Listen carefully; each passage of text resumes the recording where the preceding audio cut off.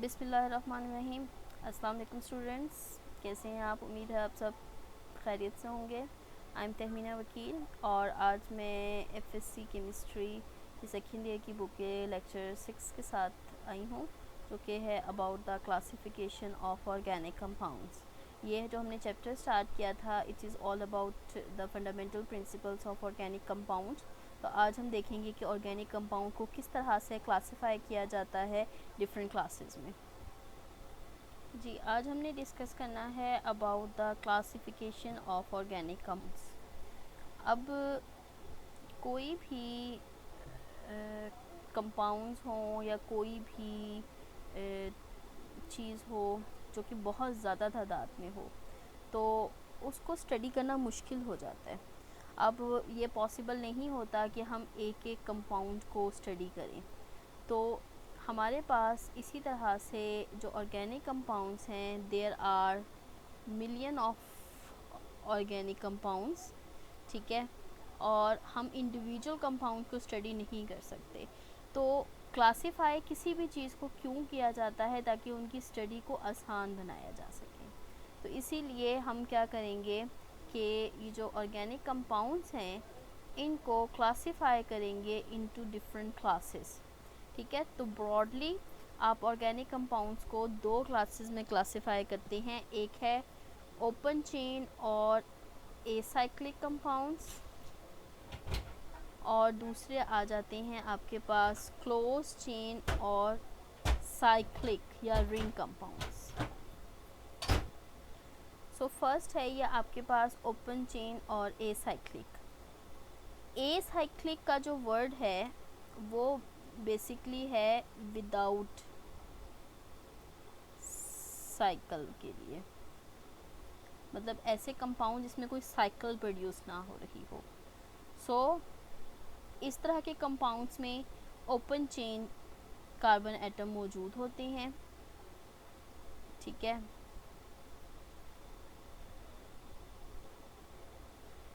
सो आपके पास ऐसे तमाम के तमाम ऑर्गेनिक कंपाउंड जिसमें कि ओपन चेन्स हैं। अब ओपन चेन्स में हमारे पास जो है वो स्ट्रेट चेन भी हो सकते हैं और ब्रांच चेन भी हो सकते हैं, ठीक है।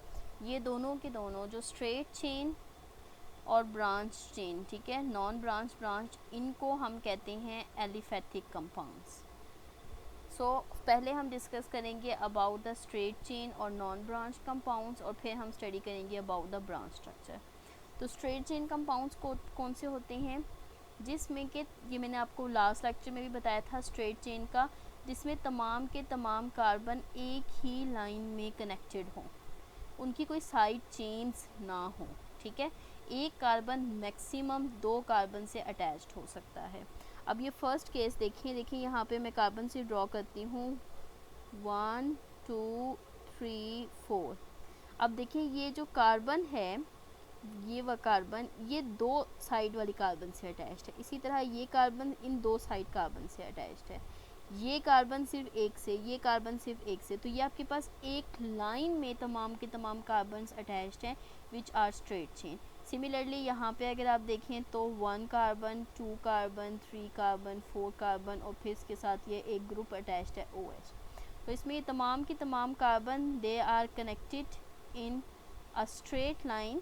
तो ये आपके पास क्या कहलाएंगी? These are straight chain hydrocarbons.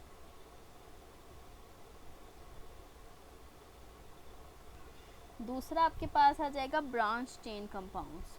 Branch chain compounds में वो कंपाउंड्स आ जाते हैं जिसमें कि carbon atom they are attached on the side of the chain, ठीक है। जैसे देखें यहाँ पे आपके पास फर्स्ट एग्जांपल है 1 कार्बन, फिर सेकंड कार्बन, फिर थर्ड कार्बन। ये क्या बना रही हैं? एक स्ट्रेट चेन। लेकिन जो ये जो फोर्थ कार्बन है ये साइड चेन बना रही है, ठीक है। तो इसमें कोई एक carbon side of the chain पे अटैच्ड होती है। सिमिलरली आपके पास ये वाला स्ट्रक्चर है जिसमें देखें 1 2 3, these 3 carbon are present in straight line, जबकि ये जो साइड की दो कार्बन्स हैं दीज आर साइड चेन्स। ठीक है। तो ये साइड चेन्स की फॉर्म में जो है वो मौजूद हैं इसमें। तो इस तरह से आपके पास ये तीनों स्ट्रक्चर्स जो हैं these are branch chain structures, ठीक है। ये जो आइसो का वर्ड यूज़ हुआ है आपके पास इन स्ट्रक्चर्स में, आइसो, आइसो और इस केस में न्यू, ठीक है। आइसो का वर्ड यू तब यूज़ करता है जब कोई कार्बन मैक्सिमम 3 कार्बन के साथ बॉन्डिंग करे, ठीक है। इस केस में भी, नेक्स्ट केस में भी देखें, एक कार्बन मैक्सिमम 3 कार्बन के साथ बॉन्ड बना रही है। और न्यू का वर्ड तब यूज़ करते हैं जब एक कार्बन मैक्सिमम 4 कार्बन के साथ बॉन्ड बनाती है, ठीक है। तो ये दोनों टर्म्स यूज़ होती है फॉर ब्रांच चेन हाइड्रोकार्बन्स।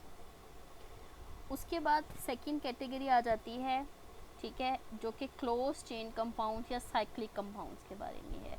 हमने देखें स्टार्ट में ब्रॉडली क्लासिफाई किया था ऑर्गेनिक कंपाउंड्स को क्लोज्ड चेन और ओपन चेन में। तो ओपन चेन में हमने देखा कि 2 तरह के स्ट्रक्चर्स होती हैं, स्ट्रेट चेन और ब्रांच चेन, ठीक है।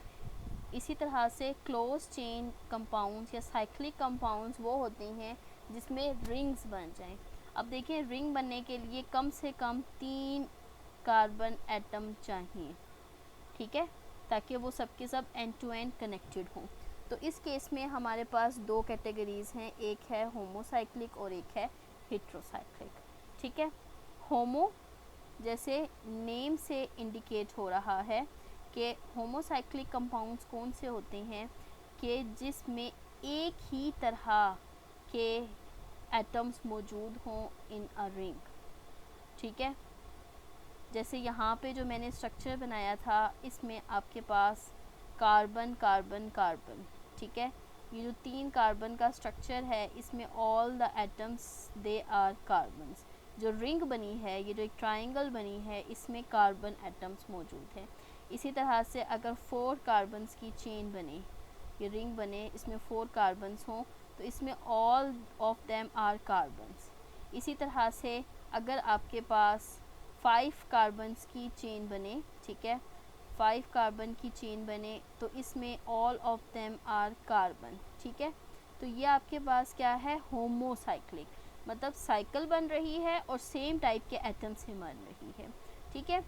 अब उस होमोसाइक्लिक को फर्दर हम क्लासीफाई करते हैं इनटू 2 कैटेगरीज, ठीक है। ये आपके पास आ जाते हैं एलिसाइक्लिक और एरोमेटिक कंपाउंड्स, ठीक है।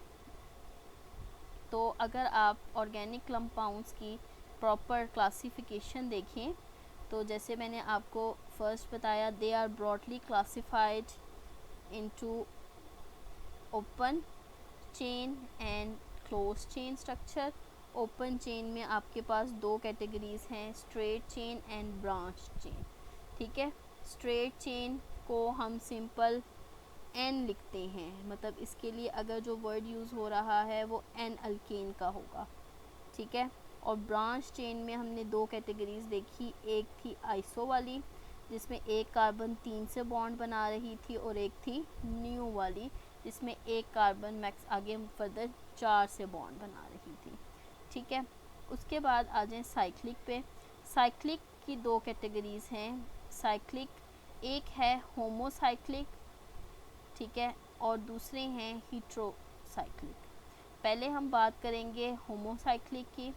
होमोसाइक्लिक में एक आते हैं एलिसाइक्लिक और एक आते हैं एरोमेटिक। पहले देखते हैं हम एलिसाइक्लिक को। एलिसाइक्लिक वो हैं जिसमें के 3 carbon chain, 4 carbon chain, 5 carbon chains, ठीक है। इनमें कोई डबल बॉन्ड भी आ सकता है कहीं पे, ठीक है, या 6 कार्बन चेन्स, उसमें कहीं डबल बॉन्ड भी आ सकता है, ऐसे कंपाउंड्स हों। लेकिन जब हम बात करते हैं एरोमेटिक की, तो एरोमेटिक में हमारे पास ये जो बेंजीन रिंग है इसकी प्रेजेंस का होना बहुत ज़्यादा ज़रूरी हो जाता है, ठीक है। उसके बाद अगर आप हेट्रोसाइक्लिक में मज़ीद देखते हैं तो हेट्रोसाइक्लिक में हमारे पास आगे 2 कैटेगरीज़ हैं, सैचुरेटेड और अनसैचुरेटेड। और अनसैचुरेटेड जैसे पता है डबल बॉन्ड्स के साथ है, उसमें भी आगे एरोमेटिक एंड।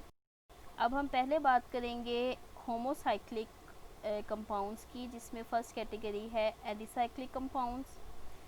अब एलिसाइक्लिक कंपाउंड्स वो हैं, जैसे मैंने आपको बताया था, कि जिसमें कम से कम 3 एटम्स की रिंग मौजूद हो, और they resembles with the aliphatic compounds. Aliphatic जिसमें कि एक सिंगल बॉन्ड्स होते हैं, तो इस तरह के कंपाउंड्स को कहते हैं एलिसाइक्लिक कंपाउंड्स। ठीक है, इनका जनरल फार्मूला है CnH2n। ठीक है, मतलब कि अगर आपके पास 3 कार्बन्स हैं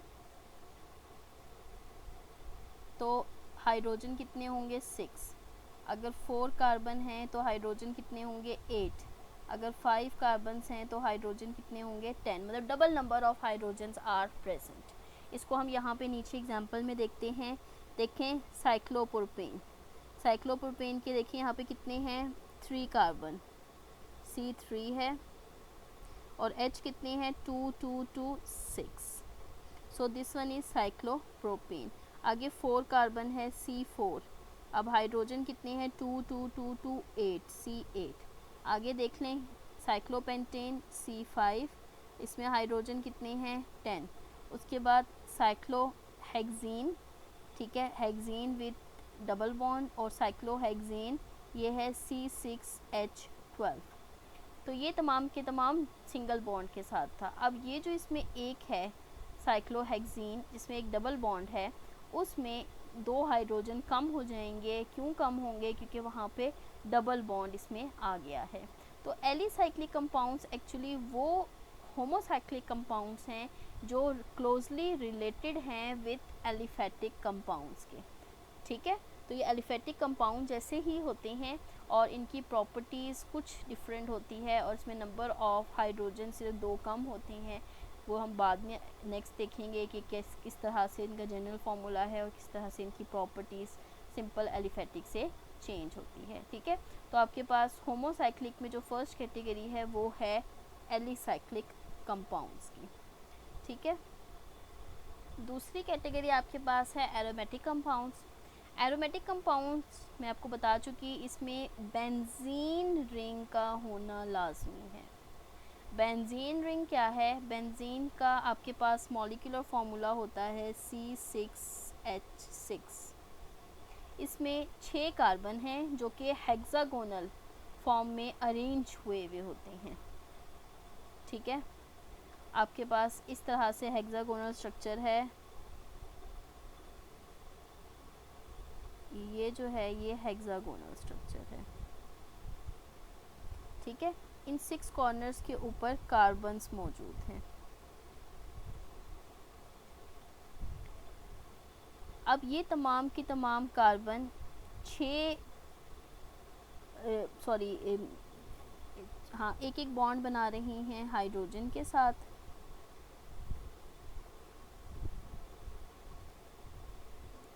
और 2-2 बॉन्ड बना रही हैं नेबरिंग कार्बन्स के साथ। इसके अलावा इनमें 3 डबल बॉन्ड होते हैं जो अल्टरनेट हो रहे होते हैं सिंगल बॉन्ड के साथ। ये 1 2 3। अब देखिए ये 1 डबल बॉन्ड, फिर सिंगल बॉन्ड, फिर डबल बॉन्ड, फिर सिंगल बॉन्ड, फिर डबल बॉन्ड। तो इस तरह से हर एक कार्बन के 4 बॉन्ड बन रहे हैं। ये देखिए 1 बॉन्ड, ये 2 बॉन्ड, और ये 2 बॉन्ड हैं, तो ये 3 और 1 4। ठीक है, तो इस तरह का ये स्ट्रक्चर है आपका बेंजीन का। तो जो आपके पास एरोमेटिक कंपाउंड्स हैं उसमें बेंजीन रिंग का होना बहुत ही ज़रूरी है, या बेंजीन रिंग या उसके डेरिवेटिव्स। अब ये बेंजीन रिंग के स्ट्रक्चर्स के जिसमें आपके पास फंक्शनल ग्रुप अटैच्ड हों और वो सिंगल चेन हो, ठीक है, तो उसमें एग्जांपल्स आ जाती हैं आपके पास टॉलीन की, फिनोल की, बेंजल्डिहाइड की, नाइट्रोबेंजीन की। ठीक है, टॉलीन वो है जिसमें कि आपके पास CH3 ग्रुप मौजूद होगा। तो अगर बेंजीन के ऊपर CH3 ग्रुप लगा हुआ हो तो वो कहलाता है टॉलीन। ठीक है। अगर बेंजीन के ऊपर OH ग्रुप लगा हुआ हो तो इसे फिनोल कहते हैं। अगर बेंजीन के ऊपर CHO is C double bond OH ये ग्रुप लगा हुआ हो तो इसे कहते हैं बेंजल्डिहाइड। और अगर इस पे NO2 नाइट्रो ग्रुप लगा हो तो इसे हम कहते हैं नाइट्रोबेंजीन। सो ये आपके पास तमाम की तमाम क्या हैं, दीज आर द डेरिवेटिव्स, ठीक है। और ये एरोमेटिक में आती हैं हमारे पास। अब ये तो थे एक चेन वाले स्ट्रक्चर। इसके अलावा वो कंपाउंड्स भी एरोमेटिक की कैटेगरी में आते हैं जिसमें एक से ज़्यादा बेंजीन रिंग्ड मौजूद हों। वो फ्यूज्ड फॉर्म में भी हो सकती हैं, आइसोलेटेड भी हो सकती हैं, ठीक है। अब ये देखिए, ये आपके पास एक बेंजीन रिंग है और इसके साथ ये दूसरी बेंजीन रिंग फ्यूज्ड है।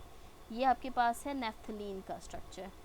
इसी तरह से अगर 3 बेंजीन रिंग्ड एक ही लाइन में मौजूद हों तो इसे हम कहेंगे एंथ्रासीन, ठीक है।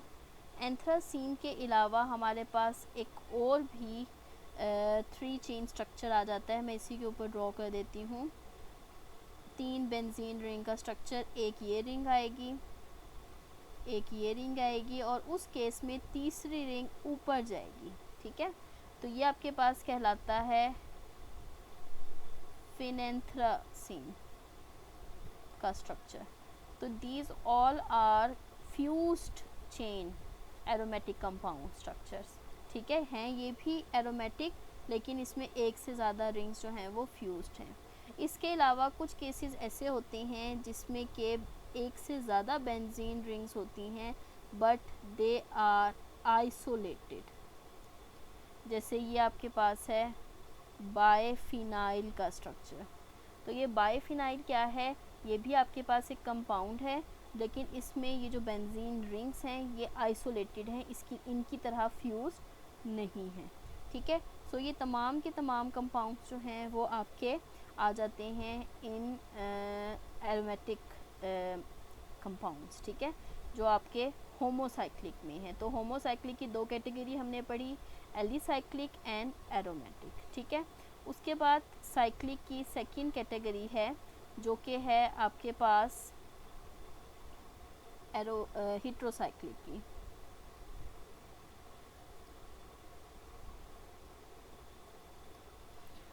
सो हेट्रोसाइक्लिक कंपाउंड्स में अगर हम देखें तो हेट्रो का मतलब है कि कोई एक हेट्रो एटम इसमें मौजूद होगा, मतलब कार्बन के अलावा कोई डिफरेंट एटम इसमें मौजूद होगा। और वो हेट्रो एटम आपके पास नाइट्रोजन हो सकता है, ऑक्सीजन हो सकता है, सल्फ़र हो सकता है, ठीक है। तो जब इस किस्म का कार्बन के अलावा कोई और एटम मौजूद होगा तो उसको हम हेट्रो एटम कहेंगे और उन कंपाउंड्स को हम हेट्रो कंपाउंड्स कहेंगे, ठीक है। तो अगर हम इनकी एग्जांपल्स देखें तो ये आपके पास डिफरेंट एग्जांपल्स हैं यहाँ पे हेट्रोसाइक्लिक कंपाउंड्स की। अगर हम पिरिडीन देखें तो देखिए इसमें यहाँ पे 5 कार्बन मौजूद हैं, 6 मेंबर रिंग है, 5 कार्बन्स हैं, जबकि 6th पोजीशन जो है वो इंस्टेड ऑफ कार्बन नाइट्रोजन ने ऑक्यूपाई की हुई है। सो नाइट्रोजन इसमें क्या है, nitrogen is a hetero atom. दूसरा स्ट्रक्चर है फ्यूरॉन का। फ्यूरॉन में 4 कार्बन्स हैं और 5th कॉर्नर जो है इस पेंटागन का वो ऑक्यूपाई है ऑक्सीजन से। तो इस केस में ऑक्सीजन क्या है, इट इज़ हेट्रो एटम, ठीक है। उसके बाद है पायरोल। पायरोल में अगेन 4 कार्बन्स हैं और 5th कॉर्नर जो है it is occupied by nitrogen which is hetero atom. इसी तरह थायोफीन। थायोफीन में आपके पास जो है वो 4 कार्बन्स हैं और जो 5th कॉर्नर है it is occupied by sulphur instead of carbon.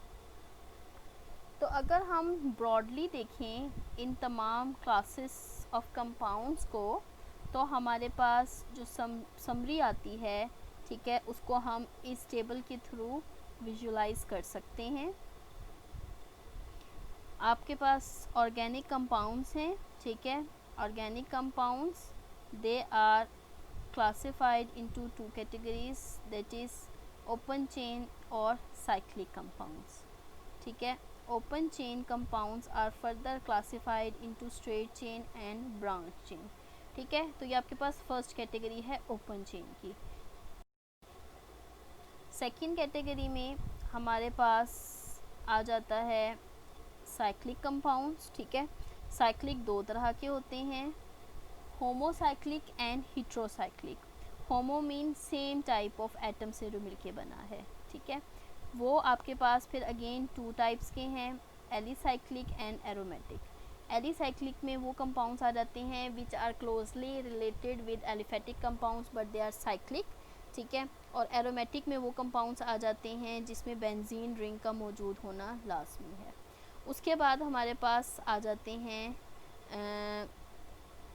Heterocyclic compounds. Hetero means वो कंपाउंड जिसमें कोई एक हीट्रो एटम मौजूद हो. ठीक है, फिर हीट्रो की आगे फर्दर क्लासिफिकेशन है, ये आपके कोर्स में नहीं है, लेकिन मतलब आपको पता होना चाहिए कि हीट्रो सैचुरेटेड, अनसैचुरेटेड और आगे एरोमेटिक और नॉन एरोमेटिक भी होते हैं. एरोमेटिक सिंपली वो है जिसमें बेंजीन रिंग मौजूद हो. ठीक है, सो ये आपके पास थी क्लासिफिकेशन ऑफ ऑर्गेनिक कंपाउंड्स. तो